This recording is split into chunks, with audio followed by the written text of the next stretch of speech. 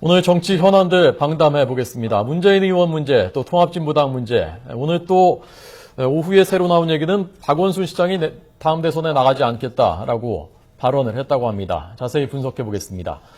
박상헌 박사, 박성명 박사 두 정치평론가 나와 있습니다. 어서 오십시오. 안녕하세요. 안녕하십니까. 네. 조금 전에 수능 문제 보니까 우리 수험생들이 정말 대단한 것 같습니다. 저는 무슨 기어로밖에 안 보이는데 저런 문제를 어떻게 푸는지. 30년 전에 다 푸셨던 문제 아닙니까? 아니 근데 그때보다 훨씬 어려워진 것 같은데 느낌이. 그렇습니까? 예. 박사님도. 네, 집중하십시다. 지금, 네. 저는 겨울에 시험 때 항상 추웠는데 왜 요즘에는 오늘 이렇게 날씨가 좋은지 모르겠어요. 많이 변하고 있는. 저는 그게 제일 먼저 생각해요. 얼마나 추웠습니까, 그죠? 그렇죠. 점수도 못 보고 그랬는데 날씨가 이렇게 좋아요. 이것도 바뀌고 있구나. 네, 두 분은 학력고사 세대신가요? 저는 예비고사. 예비고사. 세대입니다. 저는 학력고사입니다. 학력고사. 세대가 좀 다르군요. 세대는 뭐 비슷한데 그 시점에 바뀌었기 네, 때문에. 1년 차이로 바뀌었습니다. 네. 알겠습니다. 박원순 시장이요, 오늘 관훈 토론회에서 네. 다음 대선에 나가지 않겠다라고 얘기를 했다고 하지 않습니까? 어떤 의미라고 일단 박원순 시장을 이제 생각을 해보면 대부분의 인생 역정이 시민운동가로 살아왔죠. 네. 정치인은 얼마 안 됐습니다. 정치인이 출마 안 하겠다는 말을 믿을 국민은 별로 없죠. 지금 포커스는 정치인 박원순에 맞춰져야 되는데 네. 얼마 전에 조선미디어인가 인터뷰를 하신 걸 보니까 예. 이렇게 말씀을 하셨어요. 살아보니까 운명이라는 게 있더라. 그 운명이라는 뜻은 내 의지로 할 수 없는 것 아닙니까? 운명이라는 게 있고 이 운명의 힘을 거스를 수 없더라라고 말씀을 하셨고 오늘은 뭐라 했는가 하면 대선 출마하지 않고 내년 일단 지방선거 목표도 했기 때문에 다음에 대선 출마를 만약에 하시게 되면 안 하려고 했는데 운명의 힘에 이끌려서 할 수밖에 없다. 그러니까 운명이라는 지렛대를 하나 지금 가지고 계시기 때문에 심각하게 들을 건 아니다. 예. 그러니까 2017년 대선은 그때가 생각하겠다 정도로 저는 이해를 하고 있습니다. 예, 한마디로 못 믿겠다. 박 박사님. 꼭 그렇게 이해를 하시는 생각이 좀 특이한데, 저는 믿습니다. 왜 그러냐면 이렇게 보시죠. 지금 야권에서는 대선 주자로 계속 그런다고 있지 않습니까? 지방선거를 치러야 되는데 불편한 거죠. 그러면 내년에 예를 들어서 박원순 시장이 가타부타 얘기를 하지 않고 난 다음에 내년에 이제 지방선거를 할 때 서울시장에는 출마하지 않겠습니까? 네. 그때 기자들이 묻겠죠. 이번에 서울시장 당선되면은 대통령 선거 나갈 거냐? 나갈 건데 그러면은 서울시장이 될까요? 안 됩니다. 예, 안 되죠. 그래서 예. 그런 것들을 알기 때문에 어차피 내년에 얘기를 할 거를 지금 상황에 확실하게 정리를 하면서 자신의 입장을 밝히는 것이 내년 지방선거를 위해서 유리한 거죠. 명분도 그렇고 실리도 그렇고 그래서 얘기하는 겁니다. 답은 나와 있는 거죠. 그러니까 그러면 저 일단 2017년 우리 세 사람이 저는 반드시 출마를 할 거다라고 생각합니다. 반드시요? 네. 내년 지방선거를 앞두고 대선 출마한다라는 얘기는 이제 임기 단절이 있는 것이기 때문에 말을 상당히 바꿀 것이다. 정치적 부담이 있는데 바꾸는 데 대한 부담을 운명이라는 말로 충분히 깔아놨다라고 저는 이해하기 때문에 2017년 정치 상황을 지금으로 예단할 수는 없지만 제가 말하고 싶은 요지는 뭔가 하면 시민운동가 박원순은 아니다는 얘기입니다. 정치인 박원순으로 변신을 했기 때문에 정치인 말은 다 믿을 수 있다 없다 이런 논의가 아니고 2017년의 정치적 상황을 예단할 수는 없고 지금 당장 급한 것은 내년 지방선거이니까 또 지방선거가 복잡한 것이죠. 안철수 의원이 신당을 만들 것인지 만들면 서울시장 후보를 낼 것인지 여러 가지 변수들이 많지 않습니까? 많은 상태에서 17년 대선을 나간다 할 수도 없고 안 나간다 할 수도 없고 그래서 안 나간다고 단정적으로 말씀을 하셨지만 2017년은 그때 가서 봐야 됩니다. 근데 박원순 시장 같은 경우에는 이제 이런 것도 있어요. 저는 이제 조금 소통을 해본 그런 경험이 있는데 안 나간다 그러면 안 나갑니다. 왜냐면은 서울시장에 전념하겠다, 서울시장에 전념하겠다 얘기를 하고 난 다음에 내년에 지방선거 됐습니다. 네. 됐는데 예. 제가 옛날에 말했습니다만 제가 운명은 바뀔 수 있다고 말했잖아요. 대선 출마할 건데 그러면은 대통령 당선될까요? 후보가 될까요? 안 됩니다. 국민들이 이게 바보가 아닙니다. 그런 박원순 정치인들이 시장, 지금까지 사실 많이 있었죠. 지금까지는 그렇게 봤죠. 다른 사람은 그렇게 해서 별점 모르지만 박원순 시장 그런 식으로 해가지고는 당장 박원순 시장을 좋아하는 사람들부터 등을 돌려버려요. 예. 그래서 박원순 시장을 잘 안다고 얘기하면은 네. 박사는 손님이 같이 저렇게 판단하는 경우보다는 아마 제 판단대로 안 한다 그러면 하고 싶어도 못할 상황이 더 많아요. 그래서 저는 그걸 믿는 거죠. 그러니까 근데 만약에 이제 2017년 정치 지형이 예를 들어서 안철수 의원도 본인이 처음 대통령 하겠다는 얘기는 하지 않았던 거 아닙니까? 그러니까 지지층이나 야권 지지층 국민의 부름이 있을 때는 또 어떻게 되는 겁니까? 나는 아니다고 생각하지만 새누리당과 경쟁에서 이기려면 흥행이 돼야 되는 것이고 흥행이 되려면 다양한 그 잠룡들이 경쟁하는 구도가 만들어져야 되는데 그러면서 야권 주장 주자들이 박원순 시장님이 재선에 성공했다라고 보고 시장 나와라 했을 때 과연 그 원심력과 구심력의 작용 속에서 안 나올 수 있을 것인가? 2017년 제 얘기는 거짓말을 할 것이라는 얘기가 아니고 2017년 오늘 같이 한번 넣으십시오. 그렇죠. 박 박사님은 그러면 지금 야권의 잠재적인 2017년 대선 주자 중에 제일 강력한 사람이 누구라고 생각하십니까? 야권요? 예, 두 명만 뽑는다면. 손학규 안철수죠. 손학규 안철수. 네. 박원순은 3등. 박원순은 안 나간다고 생각합니다. 대선 후보가 아니라. 그러니까 그 오늘 안 나간다는 것을 그 고려하지 않으면 고려하지 않을 경우에는 예. 빅3죠. 네. 빅3. 네, 빅3가 될 텐데, 예. 내년에 지방선거 때 분명히 이번에 서울시장에 나가면은 다음에 대선 어떻게 할 것인지 물을 것이고, 서울시장을 나가면서 대선에 나간다고 말할 수 없는 상황이기 때문에 안 나간다. 예. 라고 얘기를 한다고 하면 실질적으로 저는 일찌감치 박원순 시장은 다음에 꼽히고는 있습니다만, 능력도 됩니다만은, 예. 대선에 나가지 않을 후보로 이미 예상을 했었습니다. 예, 오늘 또 한 가지 주목할 만한 언급이 반기문 사무총장 얘기를 했단 말입니다. 네. 물론 누가 물어보니까 차기 근데 민주당 후보로 자격이 충분하지 않느냐라고 얘기를 했다고 합니다. 그건 어떤 뜻이라고? 뭐 심각한 고민이 있었다기보다는 그러니까 오늘 관훈 토론회에서 박원순 시장이 곤혹스러운 질문은 2017년 대선 얘기를 자꾸 하면 당장 내년 6월 지방선거 머리가 복잡한데 그러니까 별 깊은 생각 없이 그냥 일반적인 수준에서 하신 말씀이다. 저는 이렇게 이해를 하고 뭐 새누리당 내 일각에서도 다음 대통령 후보는 반기문 총장을 영입해서 해야 된다는 얘기가 있기 때문에 네. 뭐 그런 수준의 이야기. 자, 그러면 현실적으로 가능성이 얼마나 여든 야든 반기문 총장이 대선에 나설 가능성은 얼마나 된다고 생각하십니까? 물론 반기문 총장님의 정치적 뭐 색채, 뭐 참여정부 때 또 뭐 그 수석하셨죠. 예, 예. 했는데 뭐 어떨런지 저는 모르겠습니다만 가능성을 굳이 따진다면 새누리당이 좀 더 열성적으로 왜냐하면 야권은 흥행 카드들이 많이 있습니다. 아까 뭐 세 분 말씀하셨는데 문재인 의원도 강력한 후보이죠. 그에 비해서 새누리당은 포스트 박근혜의 리더십이 잘 보이지 않는 상태이기 때문에 그러니까 우리가 야구에 FA를 쓴다면 선수들을 스카우트하지 않습니까? 예. 그런 측면에서 볼 때 새누리당의 어떤 그 욕망 내지 새누리당의 어떤 필요가 민주당보다 좀 더 큰 거 아닌가 야권보다 그런 측면에서 새누리당이 좀 적극적으로 구애를 할 가능성은 있다라고 봐지지만 야권에서 반기문 총장님이 손학규, 문재인, 안철수, 박원순과 경쟁하는 구도 속에 들어오겠느냐 그 꽃가마를 태워주지 않고 경쟁해라 했을 때 반기문 총장이 하겠냐 그에 반해서 새누리당은 꽃가마를 준비할 가능성이 있다 그렇다고 본다면 굳이 정치를 하신다면 새누리당일 가능성이 높다라고 저는 봅니다. 박상현 그렇죠. 박사님. 맞습니다. 박 소장님 말씀이 맞습니다. 이를테면은 야당에는 반기문 사무총장이 들어온다고 하더라도 좋다. 좀 더 뜨겁겠네? 정도의 분위기고 여권에서는 천군만마를 얻은 그렇게 해서 여야 경쟁을 하다가 경쟁력이 있는 입장에서는 자기 몸값이라든지 또는 비전이라든지 당내 지형이라든지 전반적으로 볼 때는 굳이 민주당을 고집할 필요가 없는 거죠. 여권에서 마음만 먹고 본인이 판단만 하면은 새누리당 가는 것이 훨씬 더 뭐 명분이라든지 신뢰가 있다.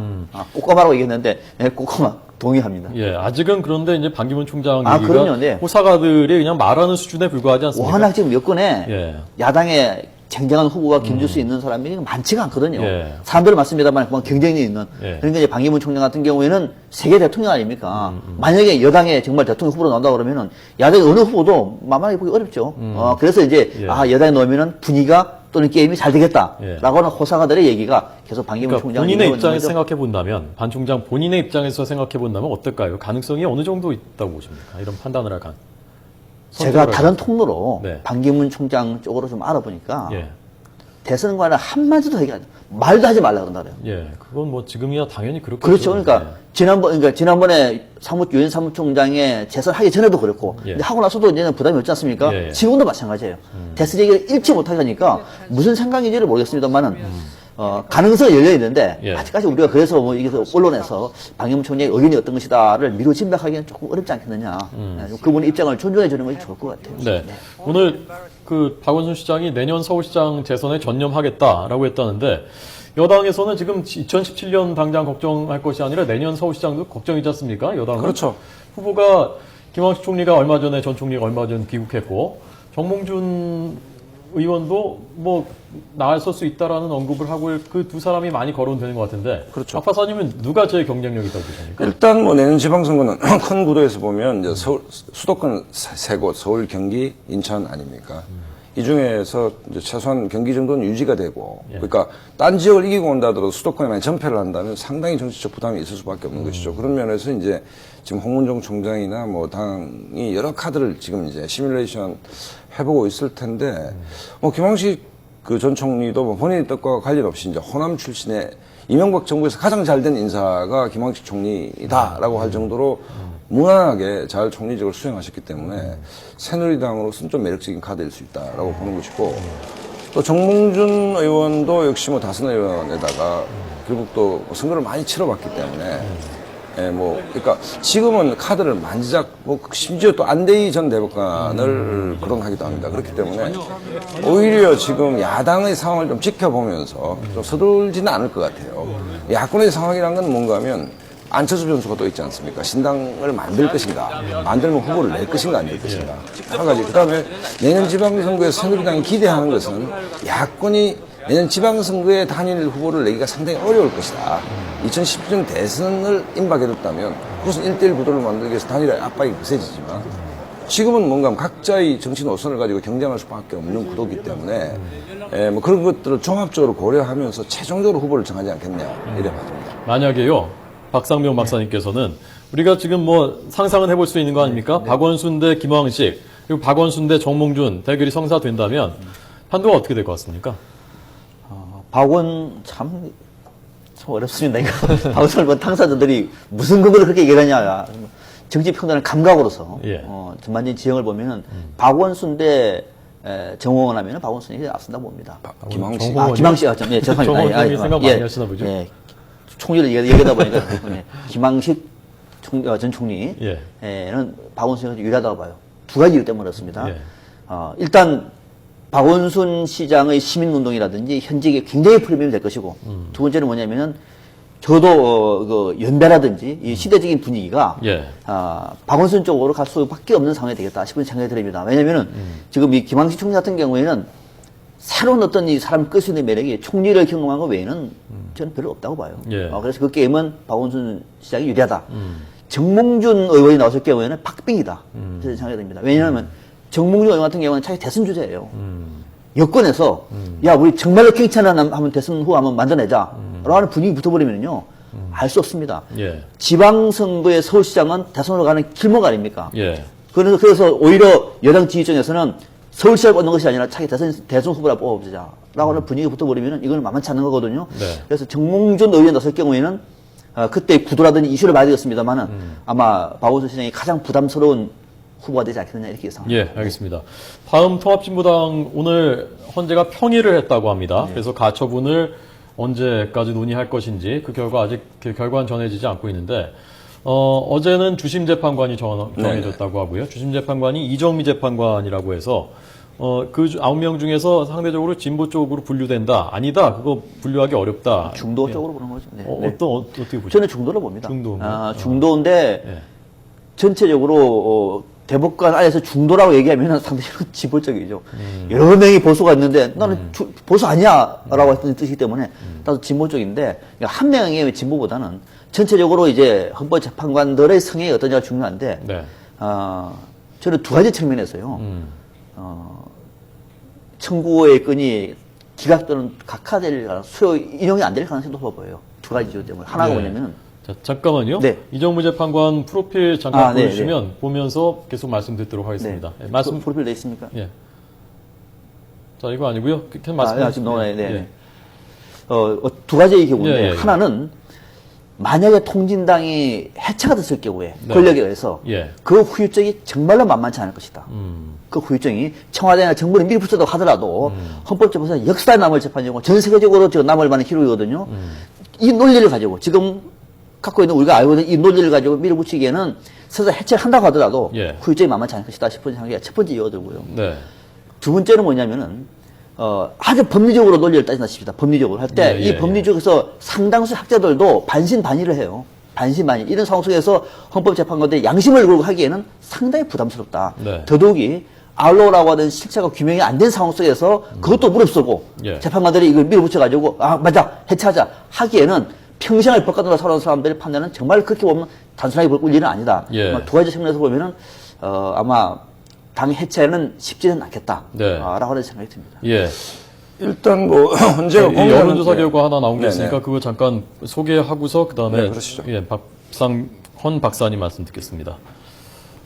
자, 이것이 동아일보 리서치 조사인데요. 700명 대상 조사고요. 심판 청구한 것이 적절하다가 60.1%, 부적절하다 28.5%, 모름 무응답이 11.4%로 조사됐습니다. 박상헌 박사님 반론해 주시죠. 그러니까 뭐 이정미 재판관으로 된 것은 이분의 그 성향과 관계없이 이제 헌재가 고민한 흔적이 랜덤으로 이렇게 추첨하듯이 해서 그러니까 그 헌재 소장이 지명한 게 아니고 했다는 것부터가 굉장히 신중하게 접근하고 있다. 이 주심 판사죠. 그다음에 이제 결과가 어떻게 나올 것인가의 문제인데 저는 최근 어떤 정치판이 정치와 법이 뒤죽박죽이 돼 있다고 생각합니다. 뭐 안도현 시인의 재판, 또 NLL 문제에 대해서 문재인 의원의 소환, 또 이 문제까지. 그러니까 저는 이걸 좀 분리시킬 필요가 있다. 그러니까 헌재는 최종 헌법적 해석을 한 것 아닙니까? 그렇기 때문에 뭐 내재적으로 접근해서 지금 아로 조직과의 연계성 문제도 경제해야 될 것이고 당강령 문제를 봐서 이게 과연 민주적 기본 질서를 헌법적 가치를 훼손하는 것인지를 굉장히 그러니까 헌법의 가치 속에서 헌재가 판단하지 않겠느냐. 여기서 가능하면 정치적 요소는 배제가 돼야 된다.